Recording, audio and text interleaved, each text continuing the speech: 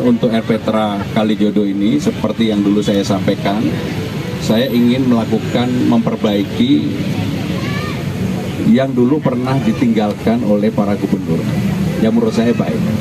Salah satu hal yang luar biasa menurut saya pada waktu itu Kalijodo yang dari tanda kutip seperti itu, kemudian pada era Pak Ahok, Pak Jarod dilakukan perbaikan dan sekarang memang belum bisa difungsikan secara maksimal.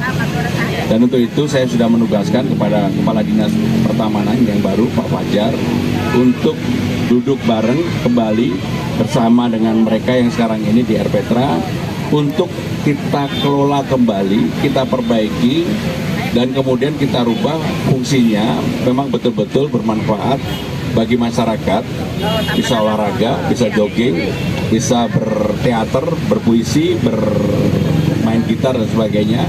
Sehingga dengan demikian perbaikan itu segera diberlakukan bersama-sama. Dan untuk itu saya minta kepada Pak Fajar sebagai Kepala Dinas yang baru, karena beliau dululah yang sebenarnya membangun tempat ini untuk bisa difungsikan kembali. Mudah-mudahan dalam waktu berapa bulan Pak Fajar? Dalam waktu 6 bulan, maka RPtra Kalijodo ini wajahnya adalah wajah yang ramah kembali kepada kita semua untuk kami. Kalau ada pertanyaan kami silakan. Pak, Pak, ini kan RPTRA Kalijodo ini kan sebelumnya 2 tahun lalu udah pernah direvitalisasi dengan anggaran 1,7 miliar. Namun faktanya selama 2 tahun masih banyak kerusakan. Nah ini nanti pengawasan bagaimana, dan untuk revitalisasi di sekarang ini anggarannya berapa, dan kemudian Pak satu lagi ini kan wilayahnya juga RPTRA ini abu-abu ya Pak ya, antara Jakarta Barat dan Utara. Nah ini mungkin pengawasannya bagaimana Pak agar tidak rawan juga? Pak Fajar silakan. Terima kasih.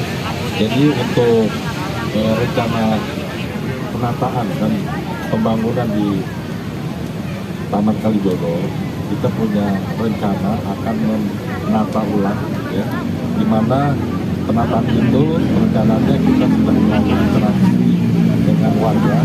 Yang diminta oleh warga adalah terkait dengan lapangan olahraga yang sifatnya multi, di mana lapangan olahraga itu bisa dimanfaatkan untuk bola voli, basket, dan futsal. Kemudian kita juga merencanakan juga itu tempat pertemuan, ya, pertemuan atau jaga, di mana bisa melakukan aktivasi masyarakat atau komunitas, sehingga bisa difokuskan dengan pengunjung untuk melihat aktivasi tersebut.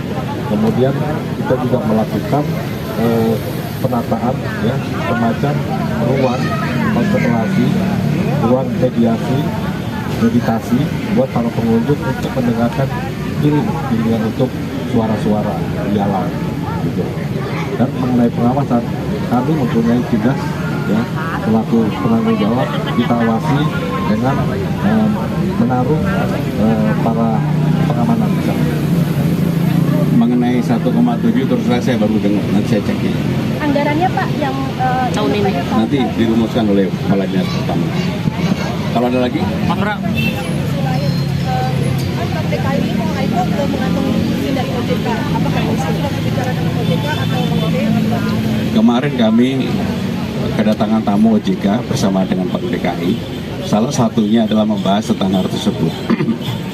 Dan secara detail, secara rinci, tentunya nanti Bank DKI dan OJK yang akan menyampaikan, tetapi bahwa diskusi dan juga keinginan saya sebagai gubernur untuk mempersiapkan IPO Bank DKI ini disambut baik oleh OJK.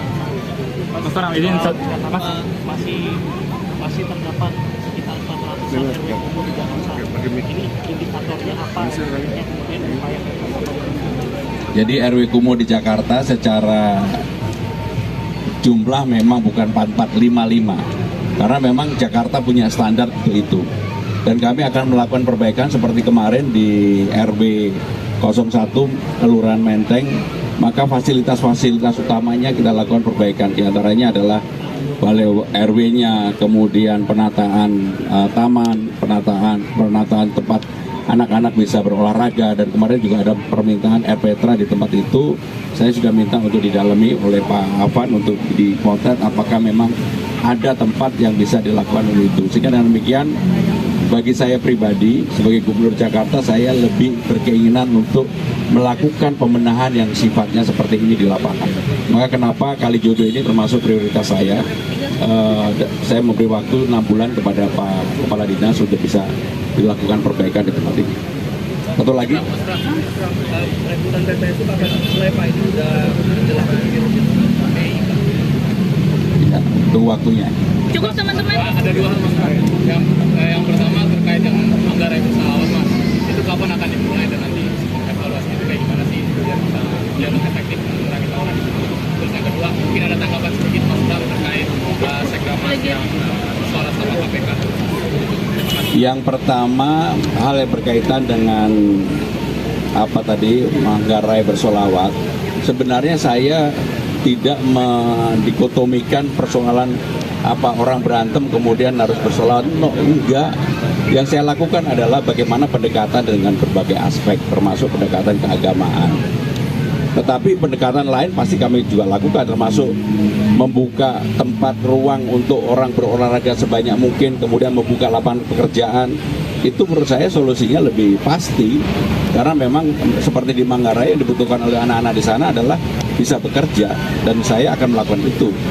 Sholawat hanya menjadi pintu masuk, bahwa kemudian untuk hal-hal yang lain pasti akan kami lakukan, karena saya percaya bahwa kalau ruang di Jakarta ini menjadi produktif, Car Free Day salah satunya, itu akan membuat orang energinya tersalurkan.